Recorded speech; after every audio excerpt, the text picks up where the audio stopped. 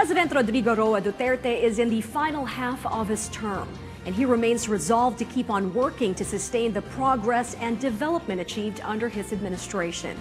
Part of his strategy is to boost further links with other countries and encourage investors through foreign trips, a mission he has personally led since assuming office in 2016. 2019 was no exception for the country's top salesman. His trips overseas saw him in China, Japan, Thailand, Russia, and South Korea. He visited China, Japan, and Thailand twice each. And in those visits, the president reaffirmed the Philippines' long-standing friendship with those countries. The chief executive's foreign missions resulted in various agreements covering cooperation in the areas of education, science and technology, finance, trade, investments, and customs, among others. Various issues on the West Philippine Sea have taken the spotlight this year.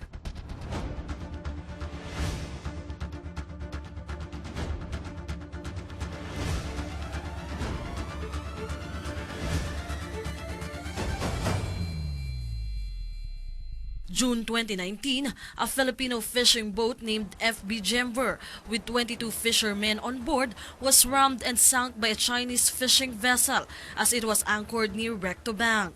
Ang ginawa nila, pag sindi ng ilaw, na lamang nakita kaming nagalanguyan, nagsibat palayo. Patakbo na malayo talaga nung hindi makita.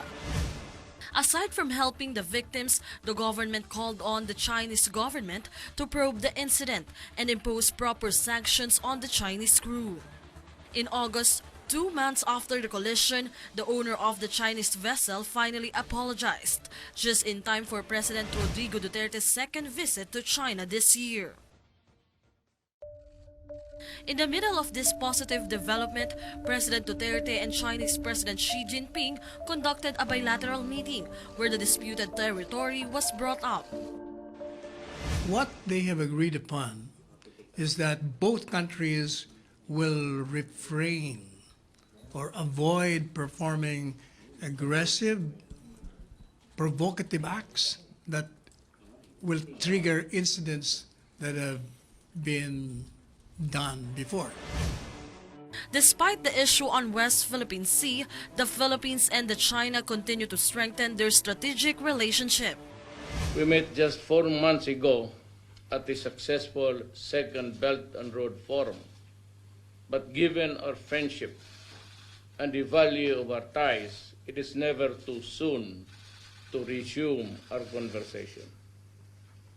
Today, let us reaffirm the value of our relationship, both personal and official. There have been challenges, yet we are living up to our commitment to define our ties as a comprehensive strategic cooperation.